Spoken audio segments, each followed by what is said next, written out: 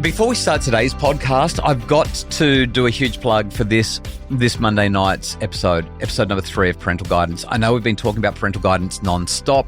There's been so much discussion, but Monday coming, episode 3, is going to be the best parental guidance episode that we have ever seen on TV. I'm absolutely pumped for it. We confront a generation's worrying obsession. At school, there used to be writing on the walls about mummy's legs. This is, for me, an area that requires immediate intervention. And we arm parents with the tools to navigate their way through. The other day, I was actually talking with a grandma who mentioned that she had watched the show so far and was loving it. Yeah. But when she mentioned it to her daughter was like, I don't want to watch that. I don't want to be judged. That's not how it works. And I just thought it was really interesting. And I wanted to highlight, if you're out there and you're not wanting to watch this show because you think that that's what it's about, please just give it a go, because it's not about judgment. What I love about this show is the conversation starters that result. That's the whole thing. It's about conversations. From being able to watch this and be given, these are tricky conversations and so many families struggle to have them. And so being able to actually have something that you can both see together and then have a conversation around is so powerful. Sit there, watch it with the kids, have the conversations. So many people are telling me that they're doing it, and I just absolutely love it. We should introduce ourselves, but just before we do, Monday night, episode 3, 7:30 on 9. And 9 now, it's going to blow your world. This is the best episode we have ever done in 3 seasons. I'm stoked for it. Okay, so this is the Happy Families Podcast, real parenting solutions every day, Australia's most downloaded parenting podcast. I'm Justin, you're Kylie, and we are the Coulsons. Oh, I should also just mention as well, I've spoken to a number of people who have said, watching from season 1. Didn't even know that the show existed, but I've watched season 1 and now I'm up to season 2 and I can't wait to watch season 3.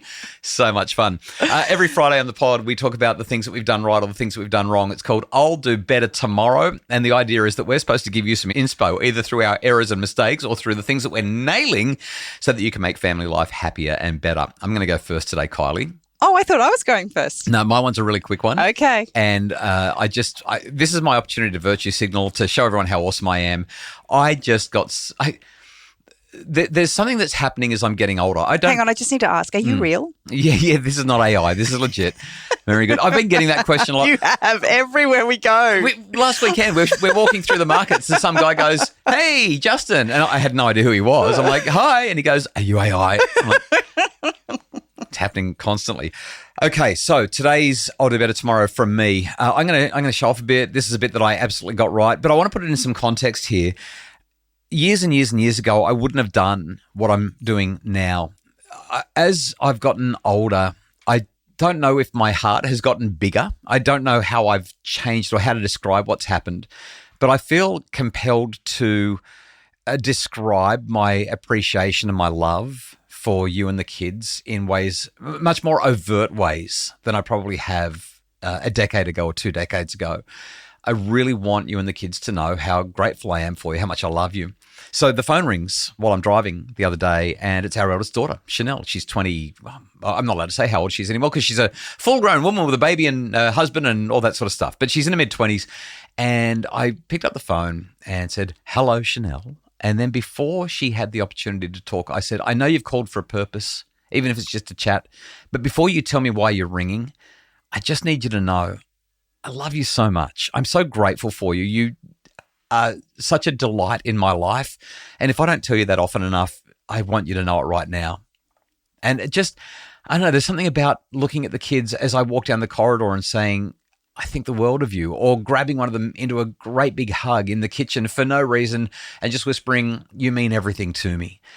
I feel as though these, and obviously you've got to back it up in the way that you act with them and the way that you talk with them and the conversations and even the correction and direction that you give. It's got to be backed up and supported all the way through. But Kylie, that's my I'll Do Better Tomorrow. Really simple expressions of love, expressions of gratitude, expressions of connection. I think they make a difference, and it felt really great to say that to one of the children unexpectedly the other day. And I think that is actually the key.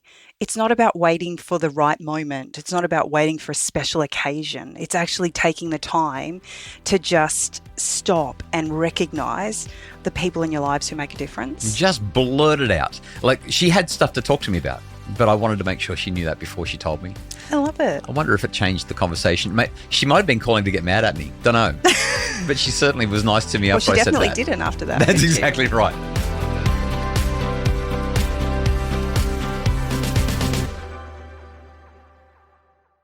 All right, Kylie, let's hear your I'll Do Better Tomorrow. A couple of weeks ago, we talked specifically about routine and structure around bedtimes with our youngest, Emily, who is 11. And who just hates bedtime. She hates it. Yep. She actually thinks it's the bane of her existence. Yeah. Unnecessary, unwanted. In her words. I don't think I should have to go to bed. And we talked about, so this was in an I'll Do Better Tomorrow episode, I think 2 weeks ago. And you sat down, had a meeting with her and put together a schedule, including, what was it, like massage? I think that there was... Oh, you're so funny. No, but there definitely was a bubble bath bubble each bath. night. I knew there was something like that, some sort of pampering. Rubbing some oils on her. That's right. Yeah. You've got the whole the lavender stuff going up the nose or whatever.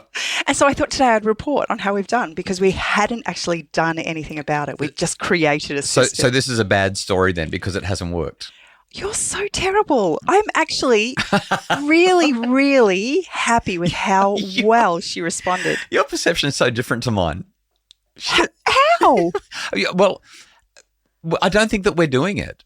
Are we actually doing the routine? Are you going to try and tell me that we're doing the routine? A little bit? Sometimes? 100%? 50%? You're hilarious. You're saying that like you're actually here all the time. I can't believe that you're giving me a hard time about... I've got to travel. I've got to put money in the bank so that we can pay for the mortgage. But in full transparency, yes, consistency is a challenge. Yes. Okay. All right. Okay. My so it hasn't point stands. happened every night. No. But what has happened is whenever we have done the routine, yep, it has revolutionized bedtime. That evening, yeah. Like literally changed the dynamics in the house. And what I love about it is just how calm Emily is. So before we started this new routine, it's not like she was bouncing off the walls. It's not like she was causing trouble. No, it's she not just like wouldn't go to bed. She just was engaged. Wanted to do a colouring in or a Lego until like 10 o'clock at night or something ridiculous like that. She was just engaged in whatever it is that she was doing. Yeah. But now, with a bath and some oils, she goes to bed before the bedtime that we stipulated, and she'll lie in bed and she'll wait for me. I'll come in, I'll rub some oils on her. I'll ask her to share the things that she's grateful for the day. We'll say a little prayer together, and she's just sleepy. Like she's sleepy, and she just wants to snuggle. And I just love that in spite of the fact that she's 11, she's almost a teenager, that she craves that time together.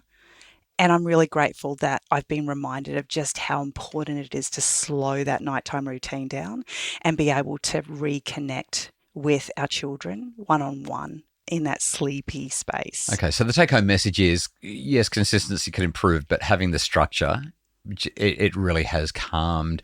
Again, calming wasn't really the issue. It's created a pathway to sleep. The calm has happened as a result of the lack of tension and contention. Yeah. Less fights over, but I don't want to. Yeah.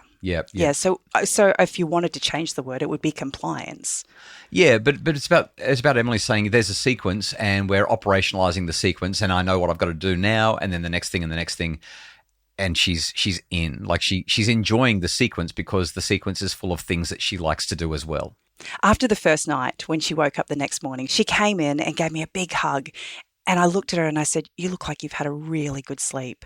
I said, "I think that nighttime routine really worked." And she said, "Yeah, me too." Like she just loved it. And so, yes, we could be more consistent. Mm-hmm. But I love that we've got this structure in place, and I love that she recognises that it makes a difference. Structure builds competence. Competence is a basic psychological need. When kids feel like they know what they're supposed to be doing, when they're supposed to be doing it, and how to do it, they just feel better about life, and relationships improve. Plus, they tend to do it autonomously. Basic psychological need, tick, tick, tick.